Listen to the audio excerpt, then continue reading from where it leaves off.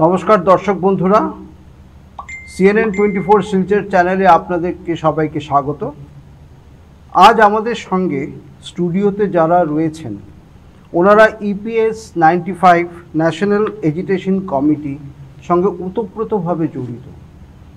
এই কমিটির বিশেষ দিক যেটা আছে সেটা হচ্ছে গিয়ে যারা প্রাইভেট জব করেন ওনাদের পেনশনটা সুনিশ্চিত করা, এবং পেনশনটা সুনিশ্চিত করা দিয়ে বললে ভুল হবে, যে পর্যাপ্ত পরিমাণে পেনশন যাতে একজন ব্যক্তি দীর্ঘকাল কাজ করার পরে হাতে পান, ওনার সংসারটা ঠিকভাবে চলে, সেই বিষয়টা যাতে ঠিকভাবে হয়, পরিচালিত হয়, এইটারই মেইন কার্য নিয়েই এই কমিটির আন্দোলন। এই কমিটি এতদিন থেকে আমাদের জন্য কাজ করে চলেছেন। আমরা একটু বিস্তারিতভাবে জানব।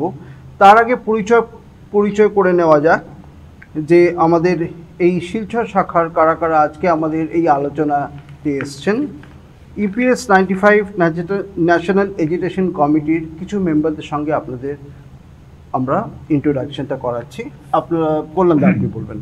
সরি, আমি বিমল চন্দ্র মজুমদার,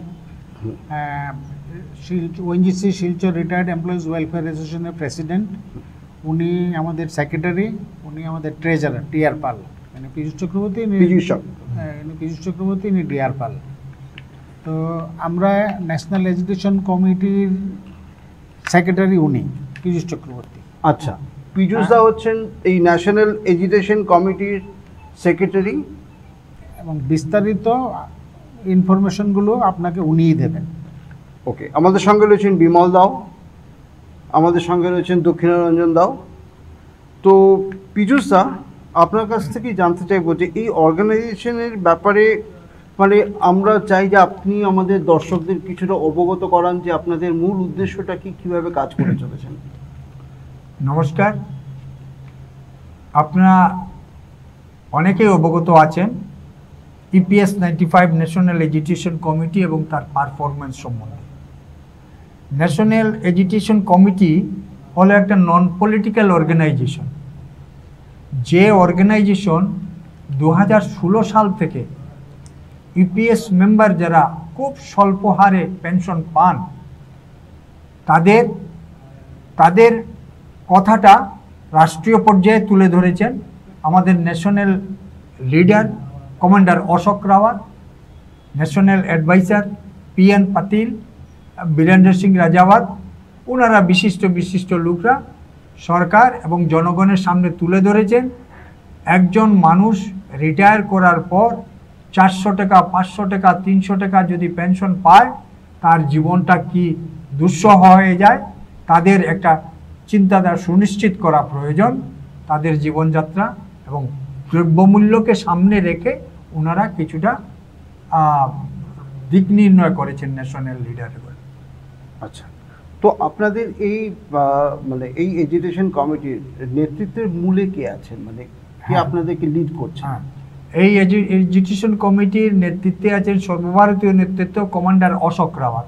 আচ্ছা, উনি ব্যক্তিগতভাবে ওনার কোনো দেনা পাওনার কোনো ব্যাপার নয়, কারণ উনি আর্মির কমান্ডার ছিলেন, কিন্তু মানুষের দুঃখ দুর্দশা দেখে স্বতঃপ্রণোদিতভাবে ওনার বন্ধুবান্ধবদেরকে নিয়ে 2016 সালে একটা কমিটি গঠন করেন এবং সারা ভারতবর্ষে RTI-এর মাধ্যমে ভারতবর্ষে প্রভিডেন্ট ফান্ডের কি ব্যাপারগুলো আছে সমস্ত উনি 6 মাস ধরে স্টাডি করেন।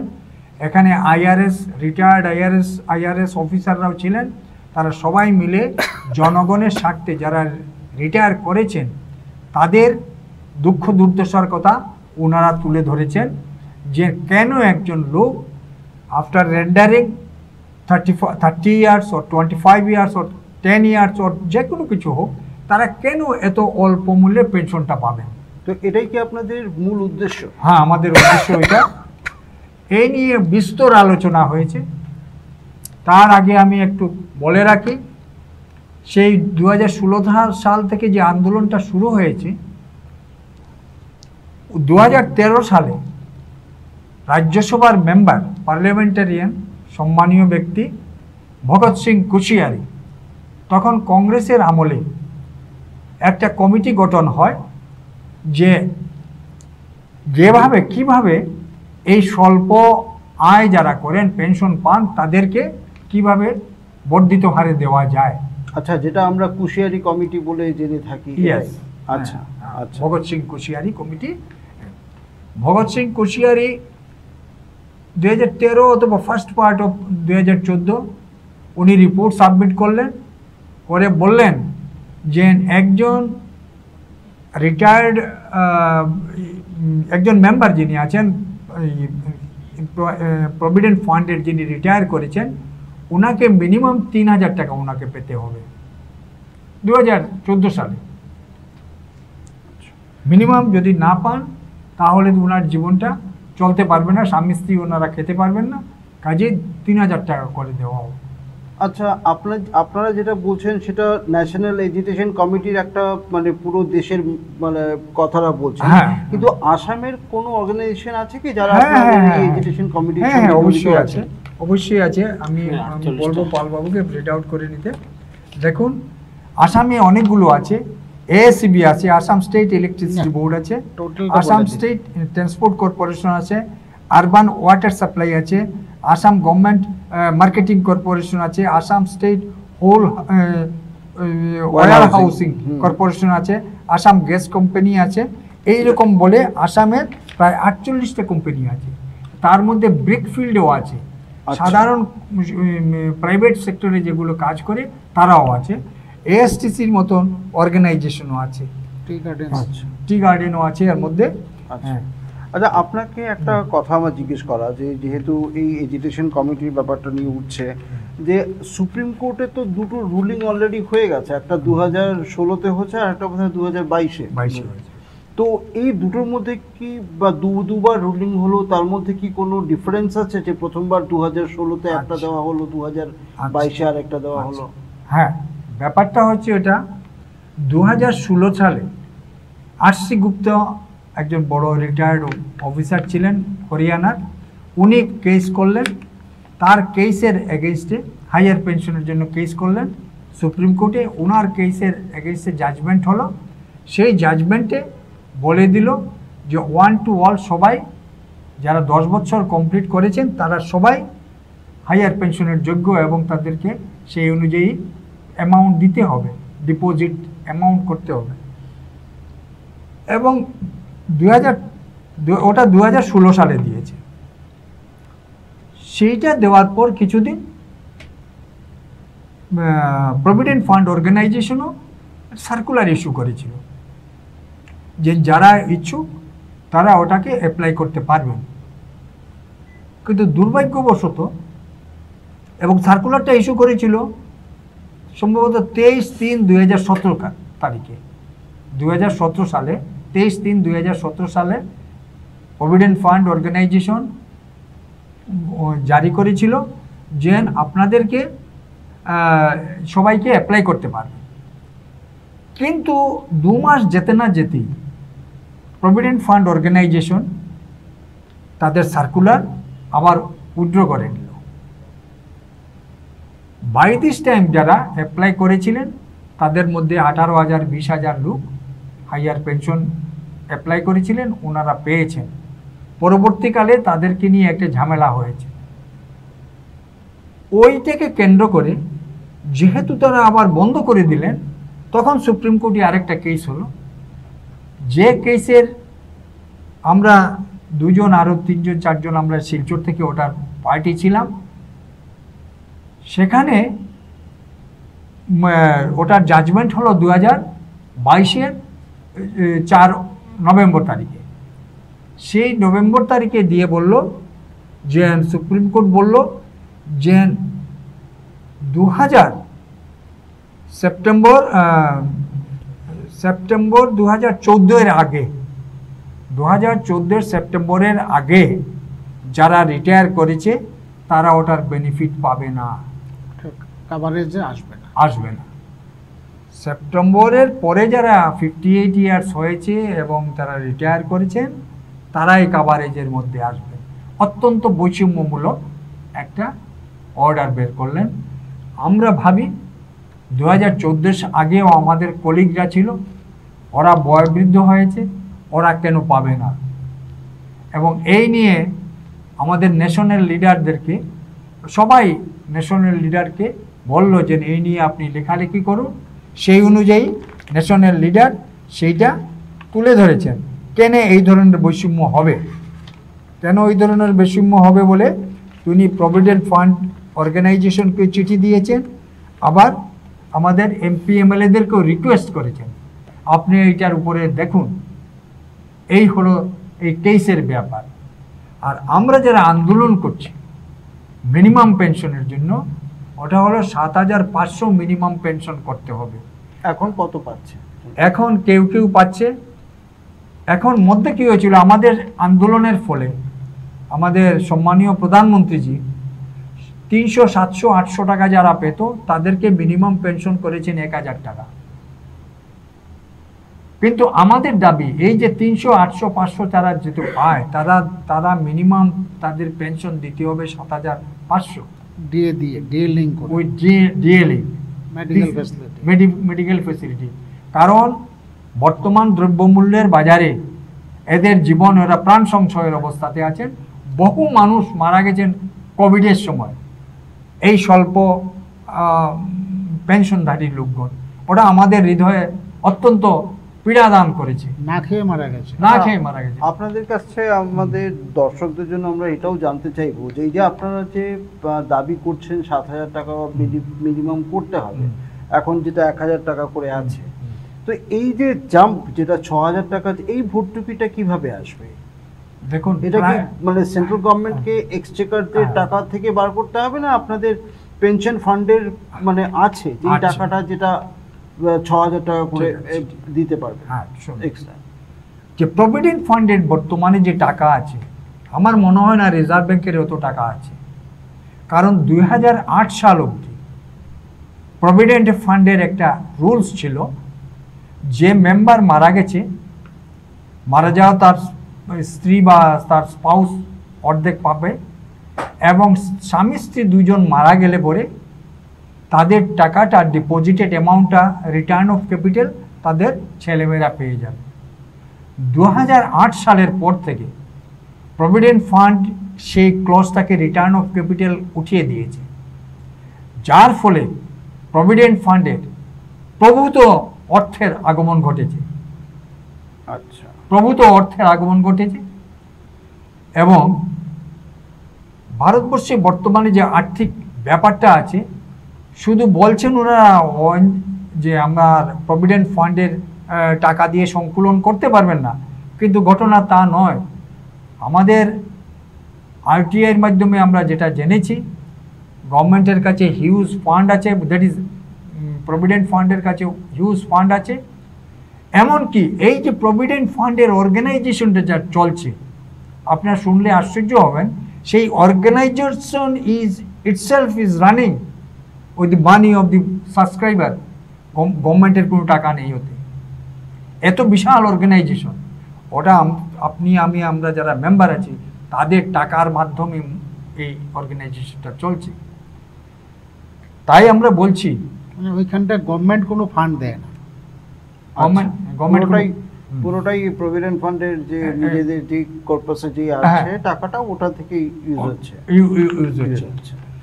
আমরা বারবার বলছি, আপনারা যারা টাকা দিয়েছে, যারা জীবন ব্যয় করেছে, অতীত ইয়ে করেছে, তারা চাকরি করে হোক, তারা কন্ট্রিবিউশন দিয়ে হোক, তাদের একটা বার্ধক্যের পর তাদের কাছে যদি হ্যান্ডসাম অ্যামাউন্ট না আসে, তারা এই প্রাইস রাইজের সময় তারা কোথা থেকে বাঁচবে, কিভাবে বাঁচবে? এটা তো সরকার উচিত। এবং অনুরোধ করব, অনেক মন্ত্রী মিনিস্টার যারা আছেন নির্বাচিত, ওনারা বুঝতে পারেন না, কিন্তু আমরা সৌভাগ্যবশত পার্লামেন্টে এইবার আমরা দেখেছি মোর দেন 200 এমপি তারা ওনারা কোয়েশ্চন রেজ করেছেন, প্রধানমন্ত্রীজির কাছে আবেদন করেছেন। আমরা লোকাল যারা এমপি এমএলএ যারা আছেন তাদেরকেও আবেদন, আপনারা এই জিনিসটার উপর গুরুত্ব দিন, আপনারা বুঝবার চেষ্টা করুন। আমরা যে বারবার আবেদন করছি 2016 সাল থেকে, আমরা অনেকবার দিল্লিতে গেছি, এই ঠান্ডার সময় আমরা যন্তর মন্তরে গেছি, আমরা দিল্লি ময়দানে গেছি, আমরা বিকাজি কামা প্লেসে সেখানে বসে ধর্ণা দিয়েছি। আমরা প্রভিডেন্ট ফান্ড অর্গানাইজেশনকে বলেছি তোমার টাকা দিয়েই তোমার মেম্বারদেরকে তুমি ফিডিং করো। আপনার এই যন্তর মন্তর বলাতে মনে পড়লো, আপনাদের তো সামনে অগাস্ট মাসের 4 তারিখ 5 তারিখ যন্তর মন্তরে আবার মহাবিক্ষোভ আছে। হ্যাঁ, তো এটাতে আপনাদের মূল চাহিদাটা কি হয়ে দাঁড়াবে আপনাদের? আমাদের মূল চাহিদা হলো একটাই, যারা সেই প্রাচীন মেম্বার যারা আছেন, যারা পেনশনার যারা আছেন, যারা তাদের 2014 আগে যারা না 2014 আগে যারা আছেন ইন টোটাল আচ্ছা হ্যাঁ, যারা কেসের মাধ্যমে আসবেন তো আসবেন, নয় তো টোটালি 7,500 টাকা করে সবাইকে পেনশন দিতে হবে, মেডিকেল ভাতা দিতে হবে, উইথ ডিএ লিঙ্ক দিতে হবে। কারণ আমরা আশা রাখি প্রভিডেন্ট ফান্ড অর্গানাইজেশনের কাছে সেই টাকা আছে। যদি নাই থাকে, কিছু টাকা হয়তো সরকার দেবেন, সরকার তো বিভিন্ন খাতে ব্যয় করছেন, সেই গরিব লোকের জন্য হয়তো ব্যয় করবেন কিছুটা। কিন্তু এই যে আমাদের 7,500 টাকা মিনিমাম পেনশন, সেটা হলো মিনিমাম দাবি। এখন আপনাদের এই যে ন্যাশনাল এডুকেশন কমিটির ওনাদের তরফ থেকে এখনো আমাদের শ্রদ্ধেয় প্রধানমন্ত্রীর সঙ্গে কোনো সাক্ষাৎকার হয়েছে এই ব্যাপারটা নিয়ে? হ্যাঁ, 2020 সালে হয়েছে। 2020 সালে আমাদের অল ইন্ডিয়া পেট্রন আছেন, সম্মানীয় মেম্বার অফ পার্লামেন্ট হেমা মালিনীজি, মথুরার, উনি মথুরার এমপি, উনি আমাদের কথা শুনে, উনি সহৃদয়তা দেখিয়ে উনি আমাদের প্রধানমন্ত্রীর সঙ্গে আমাদের একবার মিট করার সুযোগ দিয়েছেন। প্রধানমন্ত্রীজি 5 মিনিটের বদলে 20 মিনিট উনি নিয়েছেন। এই তার অত বিজি শিডিউল থাকা সত্ত্বেও যে উনি শুনতে পেরেছেন, উনি বুঝতে পেরেছেন যে হোয়াট ইজ দি প্রবলেম। এখানে এই যে গরিব লোকরা আছে তারা পেনশন যেটা পায় সেটা কিভাবে চলে জীবনযাত্রা, উনি বলেছেন আমি কনসিডার করব। তারপরেও আবার 2022 সালেও আবার এই প্রধানমন্ত্রীজিকে আবার অবহিত করা হলো, সেইটাও আবার হেমা মালিনীজি নিয়ে গেলেন। প্রধানমন্ত্রীজি আবার শুনলেন, তারপরে বললেন ফাইন্যান্স সেক্রেটারি, ফাইন্যান্স মিনিস্টার সবার সঙ্গে দেখা করার জন্য, এবং ministry of labour and employment ওনাদের সঙ্গে কথা বলার জন্য। অ্যাকর্ডিংলি আমরা ন্যাশনাল লিডাররা দিন রাত পরিশ্রম করে তাদেরকে আন্ডারস্টুড করানোর চেষ্টা করছেন যে আপনারা দিতে পারেন, আপনারা ওটা এক্সটেন্ড করুন। বহু লোক বৃদ্ধ বয়সে না খেতে পেয়ে মারা যাচ্ছে, এই অল্প বেতনে কি হবে? এখন যে পরিস্থিতি দাঁড়িয়েছে, 1170 এভারেজ, কেউ 2,000 টাকা, কেউ 3,000 টাকা, কেউ 1,000 টাকা পাচ্ছে, কিন্তু এভারেজে দেখা গেছে যে 1170 টাকা করে পাচ্ছে। এইটা দিয়ে চলতে পারে না তো একটা মানে জীবন। তো ওই নিয়ে আমাদের সংগ্রাম। আমরা শিলচর থেকে যাচ্ছি, অনেক কষ্ট হয়। আমরা 4 বার গিয়েছি আন্দোলনের সঙ্গে, কারণ এটা আমরা বুঝেছি একটা মহৎ উদ্দেশ্যে আমরা যাচ্ছি। আমাদের ব্যক্তিগত চাওয়া পাওয়ার কিছু নেই, আমরা মহৎ উদ্দেশ্য নিয়ে যাচ্ছি। কষ্ট হচ্ছে, বিভিন্ন জায়গাতে গিয়ে থাকছি, কিন্তু আমাদের উদ্দেশ্য হলো এই যে গ্রামের বা প্রত্যন্ত অঞ্চলের যে ইপিএস পেনশন মেম্বাররা আছেন, ওনারা জানেন না যে কিভাবে সংগ্রাম করবেন, কিভাবে কি করবেন। আর এটা অঞ্চল ভিত্তিকে সংগ্রামের দ্বারা এটা হবে না, ওটা ন্যাশনাল লেভেলে সংগ্রাম করতে হবে। ওটা রিকগনিশন দিয়েছে অলরেডি অনেক মেম্বার অফ পার্লামেন্ট, ওটা বলেছেন, আমাদের প্রধানমন্ত্রীজিও শুনেছেন। আমরা দেখুন আমাদের পরিস্থিতিটা কী হয়েছে, আমরা আবেদন নিবেদন এবং আন্দোলনই করতে পারি। যারা এমপি আছেন, এমএলএ আছেন, ওনাদের সংসদে হোক, বিধানসভায় হোক, ওনাদের নিজস্ব একটা ক্ষমতা আছে, এখতিয়ার আছে। ওনাদের বেতন, মহার্ঘ ভাতা কি হবে, ওনারা 1 ঘন্টার মধ্যে উইদিন 1 আওয়ার ওনারা ডিসিশন নিয়ে নিতে পারে। কিন্তু এইসব গরিব যারা পেনশনার যারা আছে তাদের কথা তো ভিন্ন। তারা তো ন্যাশনাল লেভেলে যদি এজিটেশন না হয় তাহলে জনগণের দৃষ্টিতে আসবে না, সরকার ওটা শুনেও শুনতে চাইবে না। This has become the problem. তো দর্শক বন্ধুরা, এতক্ষণ আপনারা শুনলেন যে পেনশন নিয়ে ওনাদের এই যে এজিটেশন ন্যাশনাল লেভেলে, এটা এই উদ্দেশ্যে ওনারা এগিয়ে চলেছেন। আমরাও আশা করব যে ওনারা যে উদ্দেশ্য নিয়ে এগিয়ে চলেছেন ওটা পূরণ হোক। যারা এই পেনশনের মধ্যে দিয়ে আসবেন ওনারাও ওনাদের যেই বৈষম্যটাতে পেনশন পাওয়া উচিত ওনারা ওই পেনশনটা পান। আর আমরাও চাইবো যে ওনাদের যে 4 তারিখ 5 তারিখ যে মহাবিক্ষোভ সূচি আছে ওটা সাকসেসফুল হয়। আমরা আশা রাখবো যে ওনাদের মূল উদ্দেশ্য যেটা আছে ওটা পূরণ হবে। নমস্কার দর্শক।